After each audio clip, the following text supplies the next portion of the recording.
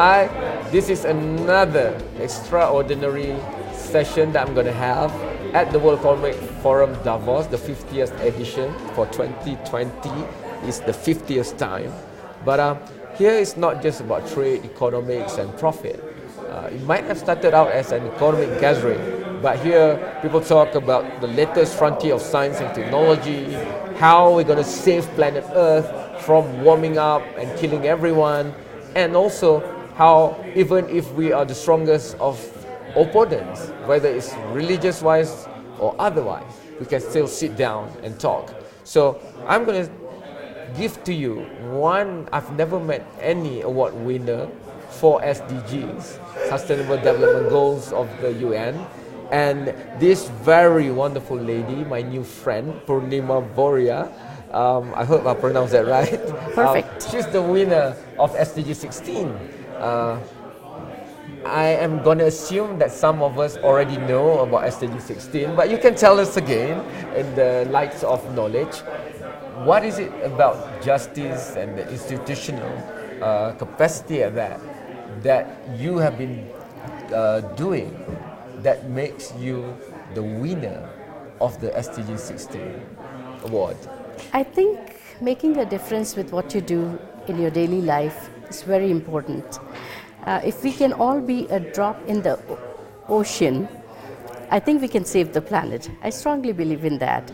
SDG 16 is an award of the United Nations, which was bestowed upon me by the Embassy of Nigeria, Nigerian mission in United Nations, when they had a very beautiful event in September of 2019.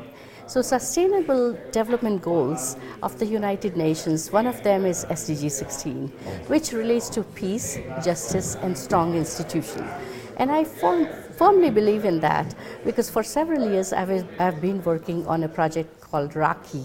Okay. Rakhi is a concept from India, which is a thread of love tied between the brothers, on the brother's wrist by a sister, and she wishes him long life, health and happiness. And the brother in turn gives a promise to the sister along with the gifts that he'll protect her from anything and everything as long as she lives. So this is a bond that is created between brother and a sister. In the United States, commercial aspect of this has very successfully thrived and has been adopted by everyone. In India, every day is Mother's Day. Okay. But in the United States, we designate a day for Mother's Day, Father's Day, Parents' Day, Grandparents' Day. But in the United States, I noticed, living in 43 years in the United States, that there is no Brother-Sister Day. And I feel like it's very important because coming from India, what I've learned is we have a saying, and we call it Vasudev Kutumbakam. What does that mean? Which means the whole global world is a family. So if we call ourselves a family, why do we have wars, conflicts? Why do we have differences of opinion? Because we are all humans. But so if we can have all these differences, we can also have a common thread that brings us together through this thread of love, which is called Rakhi. Now I created an organization, and perhaps that is the reason I received this award, along with my daughter. Her name is Rakhi. Okay. Even in India, my name Purnima means night of full moon. So I'm supposed to spread light in this world. So I think that's why I'm doing this. My daughter's name Rakhi means the thread of love, which is the bonding. So I think I want my daughter to carry the legacy because she has to not only make money through IBM, where she's a director at IBM and dealing with $5 billion sales of IBM. I want her to make a difference. Making living is one thing. Making a life requires wisdom, and I call this piece a wisdom. So when you are talking about raising awareness and knowledge through humanitarian initiatives, is an acronym I came with, which stands for RAKHI. Okay. And this is a flimsy thread of love, but carries a very important message, a message of peace, justice, and strong institutions. If we are strong within ourselves, we can make the world stronger. One person's changing a mind each day, it's like adding a drop one by one, and that's what makes the whole ocean. I see this world as a whole ocean, and each one of us have to put a drop in there. So Rakhi was celebrated with a night of 1,000 dinners for world peace with Coretta Scott King, Martin Luther King's wife, as well as Arun Gandhi, Mahatma Gandhi's grandson. And this was celebrated by both of them speaking about non-violence. And as we know, Gandhi belongs to the world. He's not just from India. Yeah. So with his message, I think I'm just a very small person, want to carry the legacy of Mahatma Gandhi and Martin Luther King, which talks about non-violence. And I think in today's world, we talk a lot about conflict, but let's talk about non-flict. Okay. So that we can bring peace, justice, and harmony among the world.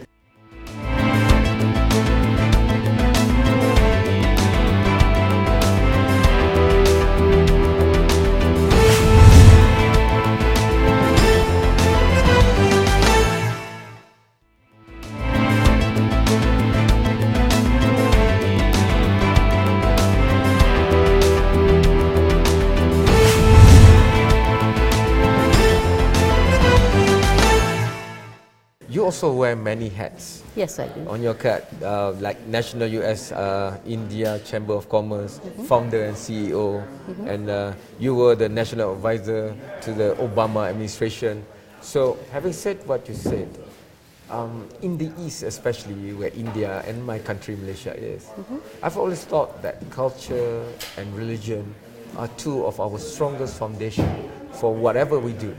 But when I grew up, however, being in the media, exposed to the darkest corners like was discussed today here at the International Bridges of Justice, the moment there is a conflict, it seems like all these ties and binds doesn't matter anymore. Yes. Once an oil well is found somewhere, then people are rushing to stake and claim their ownership over it. It's the same thing for other precious things around the world. So how do we put to the test Rakhi in conflict areas, for example? Because it's easy to say it, but when people see death, war, even in America, just the issue of gun violence in school. But the nation is so divided on the Second Amendment, for example, the right to carry arms. But here, school kids are dying, being shot sometimes by their own classmates because of guns. Because of bullying and all that. So how do we bring Rakhi across? Yes. So since you mentioned my finding the National US-India Chamber of Commerce to promote bilateral trade between the United States and India and other parts of the world, that is comes into the making a living. When we talk about my affiliation with the Obama administration, I was an advisor appointed by the Secretary of Commerce of the United States for last 10 years or so to promote growth and policy making of 5.8 million minority businesses of US for the federal agency MBDA, which attributes to $1 trillion economy of US. So yes, that is a very great aspect, as you said, of commerce. When it takes place, it's really great. Everybody's making money. But when, for example, the palm oil you mentioned, India is restricting on that, or US restricting China from tariffs and all that. So yes, there is a way. Whenever conflict happens, right away we work with emotions, and we think everything is bad. But I think President Trump is slowly again trying to work it out with the Chinese government, and I'm sure India will work it out with Malaysian government.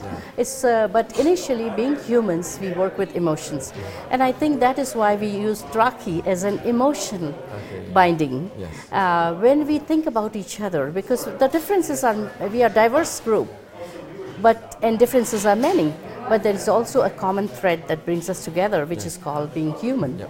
And I think fifth element talks about the human aspects in the commercial world. When I sat there at the room in Congress Center at Davos, looking at Greta Thunberg and the other 3 or 4 young leaders who, are very, very young.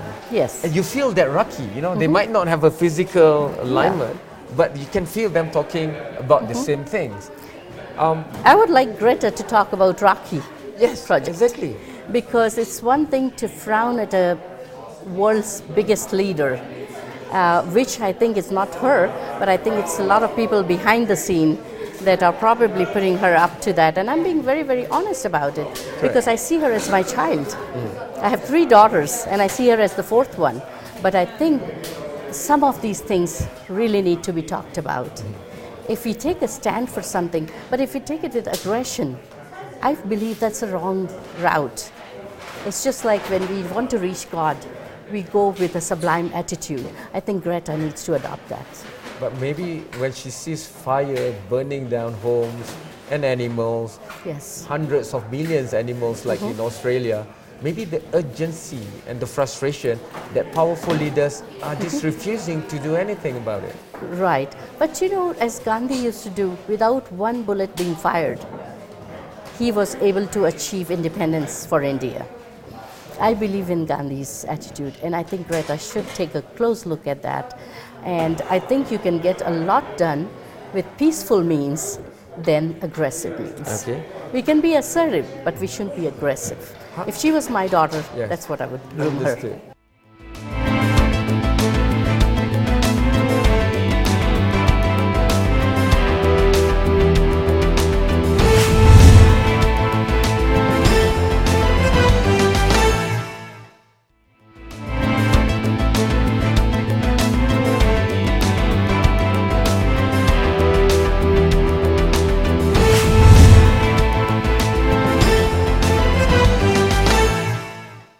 So how would you reconcile, because you were advising President Obama, that's a very important thing to do.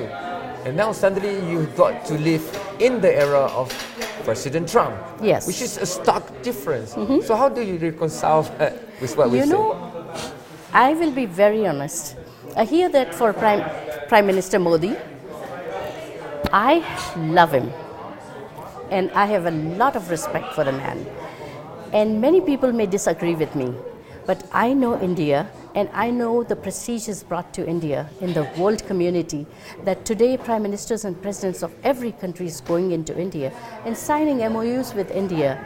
I'm very proud of my Prime Minister Narendra Modi. By the same token, I'm very proud of President Trump too.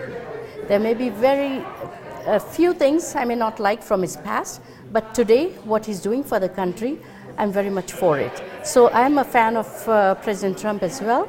And the reason I'm saying that is not because he's the current president. We have elections coming up. So presidents come and go. But what I see is when you have unemployment rate lowest in last 70 years, Okay, fair enough. that is a lot. Okay. We have so many jobs that we don't have people applying. That's a very good thing for the country from economic point of view. And the second thing I feel is, besides the jobs, the stock market is at the highest. ever. Yeah. I think those 2 things are good enough for me, so hats off to Okay. President Obama. My last, to be the devil's advocate to that. Absolutely. Both Modi and Trump, from the other side of the fence, has been looked upon as leaders who, maybe I can put it this way, controversially Yes. making new policies that pushes divides rather than integration. Kashmir and the new citizenship law, for example, President Trump and building of walls at the border, at the same time rolling back Medicare, for example, health for all that President Obama worked hard for, and the cost of getting health treatment in the US is way above reachable to many in the bottom 40, for example. How would you, address that for the skeptics? Again, as I said, I only think positive, and that's my attitude in life. So to see the positive side of what Prime Minister Modi has done, if you look at the history of how Kashmiri Pandits were thrown out of their own homes, killed. I know of a family that lives in Denver, Colorado, where I am from, and every day to listen to them crying that, I want to go back to my home, but they can't. I think Prime Minister Modi has done something spectacular which has given their home back to them, and Kashmiri Pandits are very grateful to him. So you will always see there are people that are trying to make waves to say that, oh, everything Modi is doing is bad, but I think everything Modi is doing is right. Maybe some of the methods are wrong, and who am I to assess him, the leader of such a great country? I'm a very small person before him. But with all due respect, from being in India, knowing India very well, initially, when you start clamping on corruption, nobody likes it, because people who are making money through corruption, which is big business conglomerates, are not going to like it. But the real top 20 businessmen of India says that what Modi has done is a fantastic thing. Ratan Tata, for example. Yeah. Right. So let's leave it to that when it comes to India, because I'm not a spokesperson for India. Understood. I'm giving an opinion of myself. When it comes to President Trump and building the wall, I think President Trump is very lovable teddy bear at times. Why? Because he'll do something to get the attention, and he'll say, we're going to build the wall, we are going to do this, we are going to do that, and everybody's like, oh my God, he's doing that. But you know what? Then he sits down with his people and he says, okay, I'll just change this, and then he'll sign it and he'll show it. Okay, so in a way he does things differently, but he does things that what others want him to do, but he'll do it on his terms. Remember, he's not a politician. He's not going to say the right things. He's not going to smile and do all that. He's a businessman. He's taken care of a lot of agencies that were redundant, unnecessary money being spent. So you argue to give both Modi and Trump more time, and you can see the results coming. Absolutely, I strongly believe in that, and I hope United States and India gives both these leaders more time.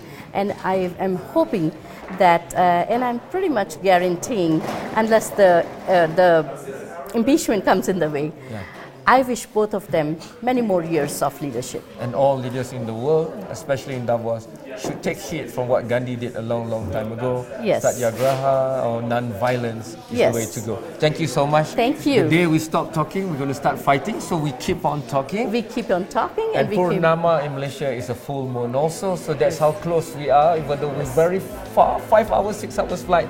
This is a specially recorded interview at the World Economic Forum, the 50th edition in 2020. Thank you, and we'll see you Thank you so again. much.